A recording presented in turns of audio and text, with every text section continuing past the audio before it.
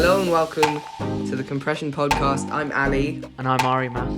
and it's been a while. First of all, we didn't upload for a while. It's been, I think it was 3 weeks before uploading the last podcast. I think there's been a couple interesting things that have happened.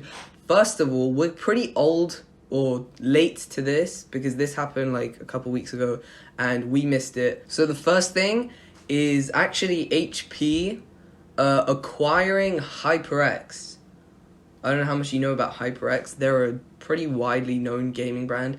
I think they actually make some pretty quality stuff. They make headsets, keyboards, mice, basically just PC gaming peripherals. I think I've heard of them, but not completely. Like, I'm not as into peripherals as much as you. I'll just go with whatever solid option there is. Yeah, so HP announced they're acquiring them for $425 million, and there's not that much to it. It was kind of a weird, well, not really a weird purchase. It's just HP. I'm trying to think, like, because I'm pretty sure HP makes their own gaming stuff. Like, they make keyboards, mice, they even make monitors, like gaming monitors. I'm just trying to think, like, what is HP like gonna get rid of that? Were they like, our stuff isn't good enough, we want better quality stuff? I think it's probably just because of, like, they want to focus more on gaming, especially now that people, like, are getting into it more during lockdown. So they're probably going to focus on, like, improving their quality by using whatever resources HyperX have as a well-established, like, gaming peripheral, whatever you want to call them, company. Yeah, and HP has been making strides to enter the gaming peripheral space, as we said, for the last several years under the Omen brand. I literally just found this out. For some reason, I didn't know. So, you know, like, the HP Omen line? I think they made, like, a gaming TV. They made a bunch of gaming products that, like, the Omen brand is under HP. I actually didn't know that for whatever reason. They make gaming laptops and stuff. Wait, so had you never heard of Omen, or you didn't realise it was under HP? I didn't realise it was under HP. Alright, I think, like, when you want to buy a laptop, and this is the only reason I know, like, HP does their own gaming laptops, is because, like, they go, oh yeah, do you want to buy this HP Omen? It's like, for an Honor phone, well, up until, like, recently,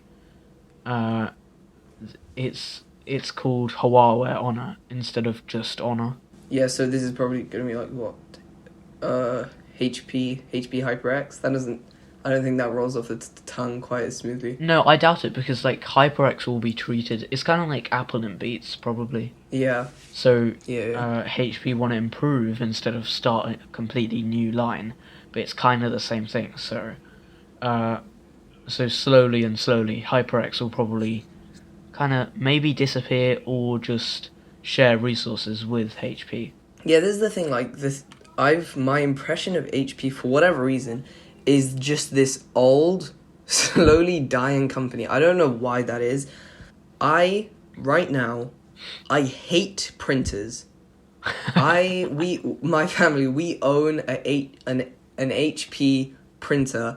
No matter what I do, I cannot get the sheet of paper that I want printed to print first try.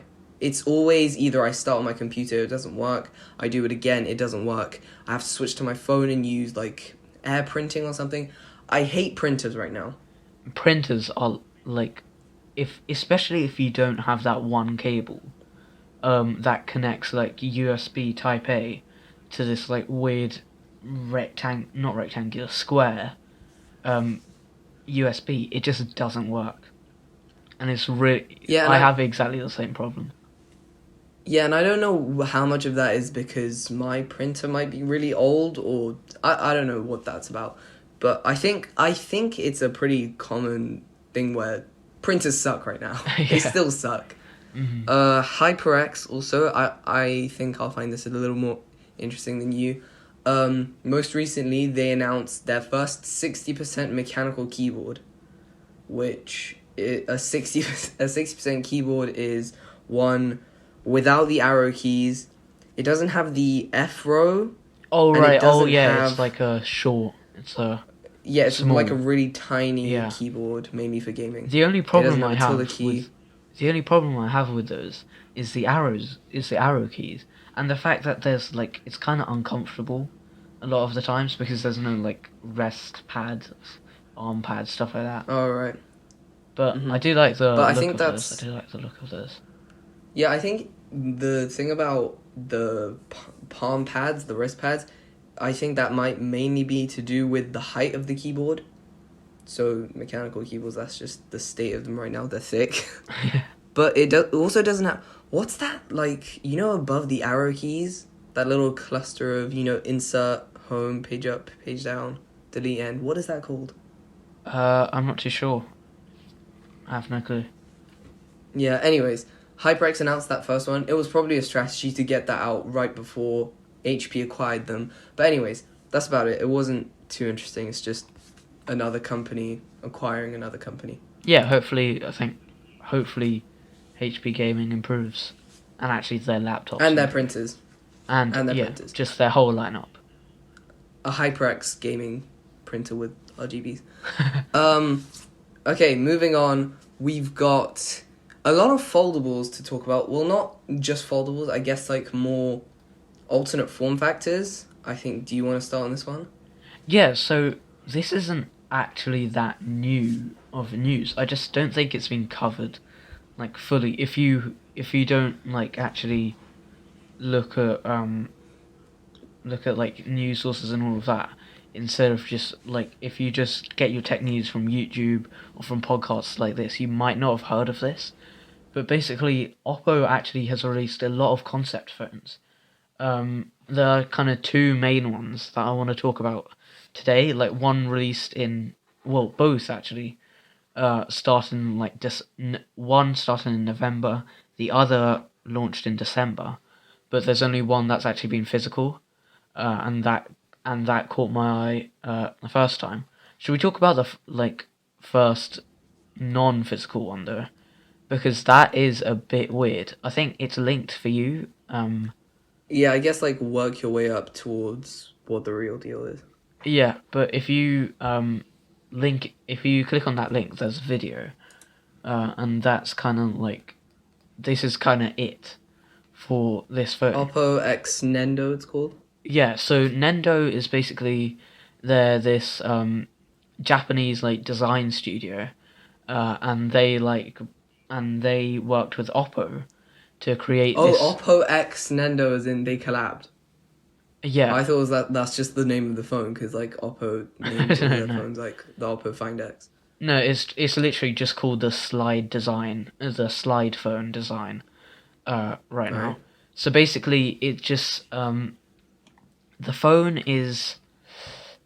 You know what? This is why I linked it for you. If you just watch the video, for a second, I'll mute it for Yeah, you. link in the description. It's probably gonna be hard to explain this one, but I Yeah, think it's like best way to explain it is it starts with what it starts and ends with. It seemed like it starts like a really tiny, thick phone which doesn't have a screen on the outside, so you're just looking at blank space. Am I right about that? yeah. It's kind of like compartments. So it's a like double phone. If you think about the Galaxy Z Flip, Yeah, yeah. but then you split it if you like elongate it a bit and then split it along its x-axis. Basically, what you get is you can flip one up and then maybe two up and then three up until it's fully like folded out. And so the purpose of this is that there are buttons along the side, and basically it and there's also a stylus, and it allows you to like do different things with it. So when it's charging, like there's this kind of like dock for it, and you can put it in, and then you can flip one, like the first compartment out, and that shows you like your notifications and the time, and that's kind of like you're always on display. And then the next one is is like music and stuff like that, and then Yeah, so there's like a bunch of different levels of sliding it up and then getting whatever use you want out of it. Yeah, so then there's like the third one, like second to last, is selfie. So the cameras are actually on the fourth compartment, and then like you can take the selfie, and then the cameras. So the fourth compartment, the camera compartment, and the fifth compartment, both go together, and then that brings like the full panel to you, and that's basically the gaming setup. So that would be like there are buttons. So there's like L2 on a PS4 controller and R2 at the like top left and top right, and then you have like all the different controls you can have for everything. So that's pretty cool. I wish listeners could see my reaction to when you said that last thing is for gaming. That thing is so tall and narrow. Yeah, I think it's gonna be a bit weird, and that was kind of my reaction as well. Like, if you look at the image they've shown, basically it's like the actual like It seems screen. unusable. Yeah, so the Like screen. imagine reaching up to your notifications on that. So the Like so the screen is like how many it's like half of the screen, in the middle, and then 1/4. No, yeah, and then 1/4 on the left, and then 1/4 on the right, and those are kind of like your control pads. So like it's gonna be weird once you first hold it, but I think like you might get used to it because I don't think you would. This is so no, weird. because like if it was tall, if it was like width wise it was quite big, then that would be weird, but because it's tall, like you it's either your hands are close together or your hands are medium apart or your hands are long apart. But it's kind of like playing on a Nintendo Switch. Yeah, I think that's exactly it, just a bit more Yeah, and it also taller. looks really thin. But I guess that's all right because it needs to fold. If it was like all the compartments were shut. We're saying compartments and everything. We're gonna link this. This is the GSM Arena page in the description so that you can see for yourself. It's it's like a Ah, it basically just like slides out to the top to this super tall, super thin display. Well, not display, or just phone in general. It's it's trippy. I genuinely mhm. can't imagine. Like, I So mean, scrolling through Twitter or something. That's gonna be amazing on that, I guess. But that doesn't yeah. seem usable for too many instances. Okay, so next is actually a phone called the Find X 2021, and this has actually not released commercially, but it's if you go to the next link, but it's actually like it's in hands of certain people. So I think there's a French YouTuber who's got one. I'm not sure how Yeah, many this is other like an people have got official it, thing. but BBC, The last one wasn't at yeah, all. BBC The also last one got was their hands just a on it. complete. The last one was official, like it was an official idea. It just hasn't been developed yet, I don't want to shut it physically. down like it's a new piece of tech, but I just don't think it should be developed. It looks so trippy. Yeah, it's not like it's a great concept, but I don't know how many people would choose it over like this phone we're about to show you, and just the normal foldables, so like the Z Flip or just the Galaxy Fold. But yeah, so Yeah, but move on to the more stylish one. yeah, so Oppo does this, like I think this was on the same day or like maybe a month before. But Oppo released like it does this like Inno Day, I think it stands for innovation or something like that, in November. And last year it showed they released this like rollable phone. So what happens is it looks like a normal phone, um it's slightly thicker than a normal phone, but like from front on it looks like a normal phone until you like slide the power button down and well push it down, and then like the phone it automatically like rolls itself out, so then it becomes a tablet. And I think I have the Yeah, so it's not manual. It's not like a folding phone where you have to unfold it. This is Yeah, where is... it slides out itself. So there's like it says on the site there's a magic side button. Yeah, Swipe to unroll or retract. It works to lock and unlock the device and extend and retract the rollable display. So, quickly on rollable displays, first one we saw was TCL in CES. It was like a concept phone or yeah. something. And this is, hopefully we can see it earlier than possible if Oppo's got this thing ready. Yeah, so actually, Oppo has said that they aren't actually looking to release this commercially at this point. Like, they might, but it's not gonna be in the next couple of months. And so the BBC reporter asked this to like Oppo's like UK executive, and he said that they wanna get it to certain standards.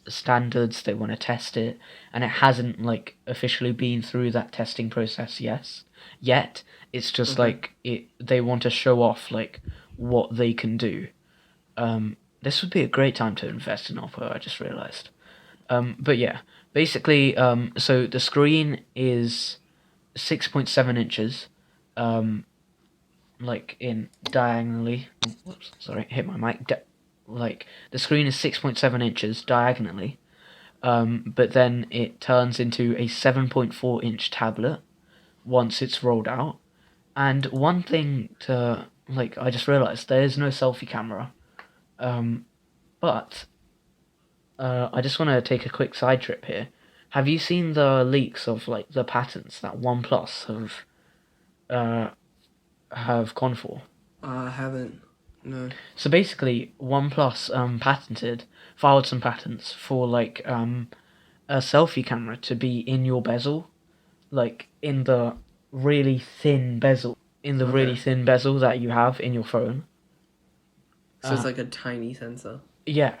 Um, or yeah, I guess that's it. So maybe this could have it. Yeah, I just thought that was a bit cool. Or it's one of the under display ones. Two new pieces of tech in one phone. Uh-huh. Yeah, so it could be like under display when it goes to the display, but then like you can kind of see it Yeah. in the like Yeah. bezel. But yeah, I think that's unfortunately we don't know like the specs and all of that for the phone because it is just a concept. But I think like the it's more about like the rollable aspect of it is kind of what they're showing off.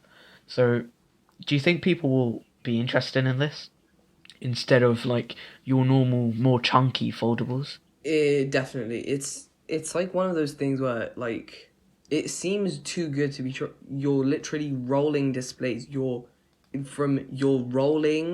sliding in and out a super thin display from like think of it. It's like first it's inside the phone. One side, half of the display is inside the phone, and then you pull it out and it's exposed.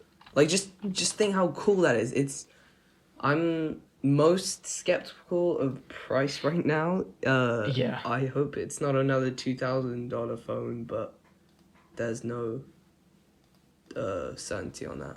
yeah. But And y- la- lastly, this is kind of like linked to this event again. They also released like these AR glasses. Uh, do you remember Google? What's it called? Google glasses, Google Lens, something like yeah, that. yeah, yeah. Yeah. So I think um, these are these are the same things. So it's actually an OLED display. And it keeps your information in the field of view, and there's like some fisheye cameras along where like the arms are, and there's also sensors so it can see your uh and so it can see like your gestures and stuff like that. So I thought that was pretty cool, but there's no actual more information on that. Yeah. Okay. Yeah, but other than that, it's a really good looking phone. We'll link this site as well. It's a good looking phone. It's like it's got the camera strip on the back when it folds. So I mean rolls, like the back opens up. So like there's like a line in the middle which separates the camera. You have to see it. We'll link the site. Go look at it. Look at all the sites that we Yep. mentioned. They're all very cool. You can Yeah. interact with the phone virtually and everything. Go check those out. But I think next up, there is I guess we can talk about Apple randomly just because I don't know because so there've been a couple of articles, couple tweets talking about Apple's. I mean, I guess a lot of hype going around. Have you got the link to the website I'm talking about? There's been a couple I where think so. Yep. Apple's iMac Pros being discontinued, bunch of Apple Macs being discontinued. So it looks like Apple's iMac Pro is going to be the big computer showroom in the sky. The $5,000 standard model is available, but it says on the site only while current supplies last. This is basically hinting, don't get an iMac Pro. It's probably the next Mac to get refreshed, which I'm super excited for. I'm glad it's the iMac Pro. I'm glad it's not the Mac Pro, and I'm glad it's not the MacBook Pro 16-inch. You know why? MacBook Pro 16-inch, I feel like we already saw the changes to MacBook Air and MacBook Pro 13-inch, but I'm just like, I don't think it's going to be that huge towards 16-inch. Like, the performance was already so good on the 13-inch. They're probably just going to add like an external graphics card for like a dedicated GPU for the 16-inch. That's not too interesting because it's still space limited. But this iMac Pro, man, it's going to have, I want all this to be true. I want it to have Pro Display XDR like bezels. I want it to upscale to a 32-inch 6K display like the Pro Display XDR. I want it to have a huge, big graphics card like a Vega Pro 2 Duo or something. One of the ones in the Mac Pro. But the moral of the story is there are $5,000 iMac Pros available on Apple's site. Do not get them. Do not get them. They're literally about to get refreshed. Apple is asking you to not get them. I just want to ask. So you've obviously done a video on a 2012 iMac. What's the difference? Link below, quick plug. What's the difference between like not internally but externally, like design wise? What's the difference between your 20? Absolutely nothing. Nothing. I think even it dates back to like 20. There's also been a 2011 iMac which still didn't get, which has no difference with today's. Yeah, I think iMacs. it's like the I/O I think has changed and the bezels might have gotten a bit slimmer. Oh no, you Oh. wish. It hasn't gotten slimmer at all. Everything is that huge chin, that huge Apple logo right in the middle of the chin, huge black bars going around the whole thing. It's ugly. Well, that's a big shame. No offense, Apple. That's got to get Yeah. refreshed. So it's basically just make all the changes from Pro Display XDR. I'm just wondering when they're gonna make this refresh to the iMac, because when this thing gets the refresh, if it does end up having thinner bezels and like a 6K 32-inch display, I'm just curious how people are going to look at the iMac, because that's going to look way dated. Because, you know, the thing that like solidified how ugly the iMac is I was watching what was it called? The Apple Silicon event. Was that one more thing? Oh yeah. One more thing where they announced the M1 chips, and they had this slideshow of like basically every Apple Mac. So you got the 16-inch Mac Pros, all the MacBooks, all the Mac Pros, all the iMacs, and the iMac just didn't fit in. It looked so ugly. You had this thin bezel Pro Display XDR. You had all these sleek-looking aluminium laptops, and then this chunk of a bezel iMac and iMac Pro. I'm praying for a refresh. Yeah, I think I've never wanted a refresh to a product which I'm never gonna buy. yeah, if there's not another refresh, like if there's not a design refresh in this new iMac, I think it's it's it's been 9+ years, that I know of at least. It's gonna be a bit stupid to continue this. Like their phones, it's like every 3 years, there's uh, a major design like change. Here, it's just been a bit too long to continue to just minor like minorly change the specs of it. It's just a bit stupid. My reaction to the iMac Pro not getting a design refresh, other than like we know M1's coming to it, but M1 aside, I'm super excited for the performance. Set that aside. The design. My reaction to the iMac and the iMac Pro not getting a design refresh next time around is going to be very, very similar to my reaction to Apple and their iPhones in their iPhone 13 and it not having a high refresh rate display and a smaller notch. I'm just putting that out there. It better have a smaller notch. It better have high refresh rate. But it's like every year, like you probably know this feeling. Like you look forward to the next iPhone, it comes out, and then there's a ton of hype, but there's all of these, for the tech community, there's like all these missing features that are in Android flagships, and then it just gets annoying. And you're like, maybe next year. Yeah, they kind of keep going on, and you're like, maybe next but year. they seem to be going in the right direction, at least with their phones, for now. I really hope so. Yeah, it's just it was that one like, it was the high refresh rate, but like there were a lot of changes that were good for the iPhone 13 this like last year. Yep. So basically, don't spend $5,000 on an iMac right now. Not the time. Or iMac Pro at least. Yeah. That's all we have news on right now. But we'll take a break now, and we'll catch you guys right after.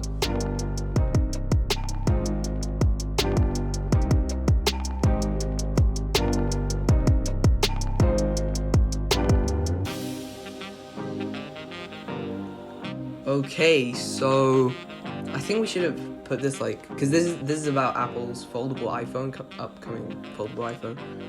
I feel like we should have put this after Oppo's alternate form factor, even though it's not a foldable phone. This came after Apple. Anyways, we have a couple rumor roundups, very typical from the tech world, rumor roundups of a foldable iPhone.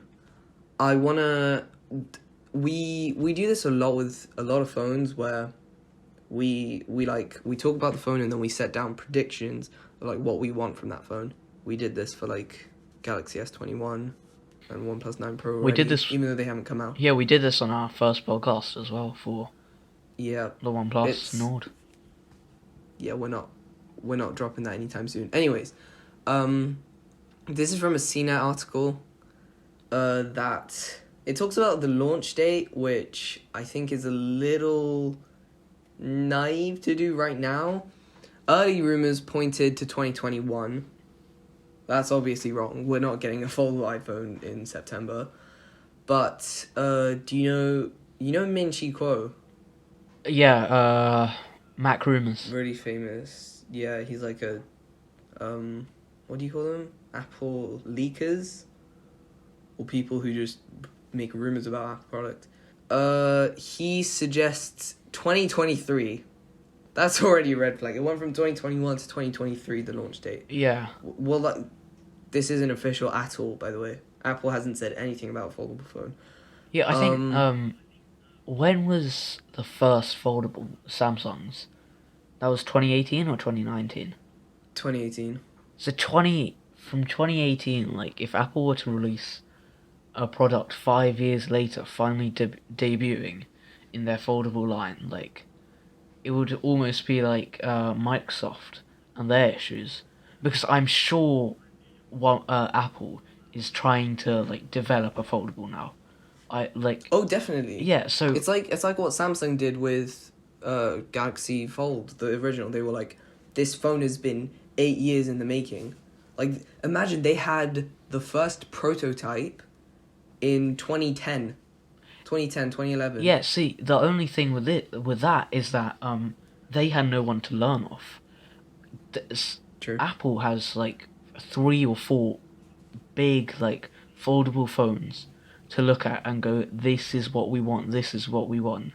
That's Like the Apple strategy. yeah, and then they just say it's a huge innovation. But they have so much that they can learn from.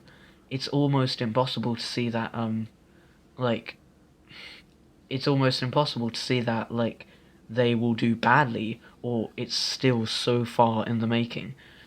Even though they are saying that like so on this article they mentioned a Bloomberg article which said that Apple is working on a prototype for a foldable display. If they are, it means they're already probably in development, um, like now, or they will start in like later 2021. So hopefully it's 2022 or early 2023 that we get this, um, like maximum 2023 that we get this foldable. Yeah, the thing is, like, you know how Samsung's first foldable didn't go that amazing? I'm just worried Apple's not gonna make a foldable. Oh no. But they will, I think. See, the thing is, they haven't made like a fully mid-range slash budget phone until last year. Um, so I think one of the things might be that they're gonna keep, and I just realised this, that they're gonna keep developing this foldable. They're gonna learn from the mistakes of others that are releasing this year, next year, um, and they're gonna keep improving on it. But then they're finally gonna release it when the market actually becomes competitive. Like there's enough like market share there. So you know how Apple's like fourth or third or fourth in sales for phones right Mm-hmm. now. Yeah. And one of the reasons is budget and mid-range phones, Xiaomi, Huawei, or Yeah, Samsung. yeah, yeah. It's because of those lineups, and therefore they release their SE. It's probably going to be the same. They're going to say, "Wow, that's a big, that's a big market. I want a piece of that pie," and then they're going to go for it. So that might be a thing. And the problem with that is that foldables are still they're not that beta, but like they're definitely not going to be preferred by most. Um, who they're not going to be preferred by most of the public yet. So there's a long way to go. I know one person. I know one person who owns a foldable, and I've only seen a foldable once. And the weird thing is, it's never been in a store. Like, I've seen someone own it, but that's a weird thing. Like, I think he was in a very narrow. He was in the sliver of the target demographic, which was looking. It was a Galaxy Fold, by the way. He got one. It was cool, and I think it was just he needed a bigger screen. Like, that's the whole point of foldables. But how do you spend £2,000 on a folding phone when they're not Yeah, there? you need to be quite wealthy. You need to be obsessed with big screens to want that much. Yeah. I guess your life maybe if you're like a social media guy who like needs the huge screen for like Twitter and Instagram and everything. But yeah, we'll set down a couple predictions. They say 2023. I think around then, maybe 2023, 2024 maybe. That Yeah, I think they're pretty. my point I first made, that's like pretty much irrelevant because I just realized I realized that the last point I made about the SE, that's probably the most like accurate one to like what they're gonna do. Yeah, but I'm pretty, because they mentioned in this article, in the CNET article, that it could possibly be similar to Microsoft Surface Duo, where they don't try and fold any screens, where it's just two screens sandwich them together. I don't want that to happen. Yeah. That's boring. Yeah, I don't think that's... No one wants that to happen. That's boring. I want folding displays. I want folding OLED screens. And by the way, Apple, I want better screens in general. Just like Their screens better aren't that quality. bad. It's just... They're not bad. It's just when you look at Samsung, OnePlus, their flagships, Yeah. even their mid-range phones. But yeah, there's not too many. I mean, this phone is coming out no way near what we expected. They said 2021. Obviously, that didn't happen. There's a possibility 2023 doesn't even happen. It's a possibility it's like Oh, 2025. God. It's just like Apple Car. It's as likely as Apple Car coming out in the same year as in 2023. I think, as weird as it is, I think they're on the same like level of likelihood. I think coming out. this is definitely more likely, but I see like what you're like where you're coming from with that. One thing is like I was just reading the article. There are a lot of like things that foldables need to work on still. So one thing they've mentioned is the crease between like where it's folded. Folded. Is it folded? Between where it's folded. So Apple being Apple, they would rather like negate a feature than add it. Just with it being like slightly buggy or not 100% efficient. So that's probably the screens and all of that. So they would probably like really want to find a way to get rid of that crease, whether that be copying another person who has made a foldable, or trying their own way. It will take quite a lot of time to iron out all of these problems that foldables have right now. So that's another thing. Yo, I just realized I'm so curious and excited to see how Apple puts their own twist on it, presenting this and saying we were we're the first, but not directly. Like saying this is revolutionary. We're doing it the best. I'm super. I can't wait excited for the memes. I can't wait for the memes, especially if it's like 2023, 2024, and they go, "This is the first." Yeah, yeah, they're inevitable. They're quite predictable right now. Yeah, it's same with Apple Car, Apple memes. I'm excited. Apple come out with more new products. Anyways, what are we doing here? Predicting foldable Apple phones and flying Apple cars when we don't even have a good printer yet. Anyways, He's still salty. Yeah. Okay, so next,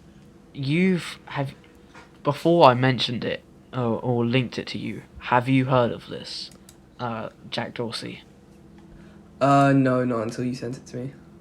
Okay, so you must know at least Jack Dorsey, the Twitter CEO, founder of Twitter, whatever. Basically, he decided to auction his first ever post on Twitter, and it reads just setting up my Twitter, but like Twitter's spelled without the I with and no the I, E. yeah. Yeah, and that was in March 2006. So yeah, it's... Oh, that's a little more interesting. So he sold a really old tweet. That makes a little more sense than him tweeting something randomly right now and selling it. No, it was his first ever tweet on Twitter. Yeah, but that's why it's worth money. That's why there's 2.5 million. That was the highest bid, $2.5 million dollars, just for like this tweet. And you might be wondering, how do you sell a tweet? Basically, it's an NFT, which is non-fungible token. It's kind of like a digital certificate that states that you own this like form of online media.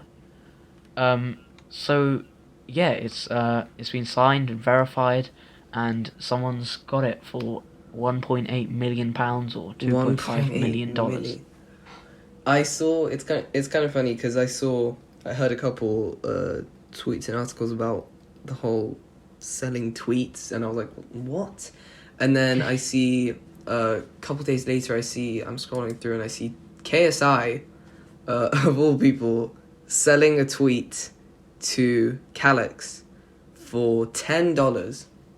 I mean, I was like, that's when I was like, this is real. And then it's kind of, I don't know if I would sell if I was the first, if I made Twitter, I don't know if I would sell my first tweet. That holds a sentimental value. That's your first tweet, and you're the founder. I guess, like, you can still see what you've tweeted. You're still on the account. It just means that someone else owns it, but they can't exactly do anything with it. Yeah, that I'm whole just trying to owning see, thing's a little weird. It's like, what, you own it, what are you gonna do with it? Do you, like, frame it, or... Yeah, I'm sure it's just like a millionaire or billionaire just buying it. First of all, I can't find who has bought it. Does it go to your account once you buy it? Like, it lists as a tweet? No, it's literally just like, that you it's own? the metadata of the tweet, and it's a certificate saying that, signed by Jack himself, that you now own this tweet. But you can't do anything with it. You can't, like, as far as I know, you can't actually physically do anything with that. You know what would be really cool? If, like, one day, even if this happens and we can actually edit tweets, if this person who bought this tweet, any people buying tweets, if they could edit the tweets that they own, so that on their account, the tweet which was made on their account looks different. Maybe that's why they're not enabling tweets edits, and they just announced the feature to undo tweets. It's all I kind of did see lining that up. actually. I'm really scared we might not ever be able to edit tweets. Maybe these probably are for the best. These are writing on the walls. Yeah, I think that's That's about it. I'm just seeing. I'm seeing if I can find. You can't see who bought it, and you can't see. Yeah, I can't. Yeah, I see it. It was made, by. It was made by a cryptocurrency pioneer called Justin Sun. Never heard of him. He made a $2 million bet. I'm not sure who made the $2.5 million bid, but I guess that's something to see for maybe a next podcast or something like that. I don't know if this unravels. But yeah. Okay, next one is Tesla. I'm sure you've heard of this. Like, you weren't sure what, like, when I mentioned it, what it was, and then it kind of just lit in your head. Yeah, I definitely Tesla's heard of stock this. crashed so much. Like in the last, 35%. Yeah, in the last couple of weeks, it's a bit insane. More than $250 billion of its value. Yeah, and this actually dropped Elon down to second richest man in the world. Just this, like, obviously, like, his wealth is mostly in Tesla. Being the founder, he owns, like, probably majority of the stocks, being the CEO. So yeah, it's he owns 20%. He owns 20% of the shares. So it dropped 35% since What January. happened though? Was it like Elon made a stupid tweet or something, and then everyone sold their Tesla stocks or Tesla shares? This is apparently people have been selling their shares. I'm not sure why, but here it is. Tesla's shares were falling because investors were actually worried that the company was actually being, like, hugely overvalued. So they were selling all of their stocks because they didn't want it to crash like it has now. They didn't want this huge crash. And also, what makes them a bit more unappealing is that they don't actually pay any dividends. So if you're an owner of, like, some shares in Tesla, it depends what exact type of shares you buy. Like, if you're an owner of some shares in Tesla, then you have a chance to get paid, like, by them, because obviously you're funding their company. But they've never done that. So there's this guy called Ron Barron. He bought 8 million Tesla shares a long time ago when they were $42 a piece, and he sold 1.8 million of them. So like that's just an example. And he said their prospects are brighter than they have ever been. So yeah, it's basically just people thought it was overvalued, which is probably true right now. I think there's just so much hype over Elon Musk. People who don't exactly realize what's going on, they've just bought and bought and bought into Tesla, thinking, oh yeah, it's gonna skyrocket. But actually, like Tesla is quite vastly overvalued. Yep. And you see a article like made hours later, literally, Elon Musk no longer world's richest person as Tesla shares fall.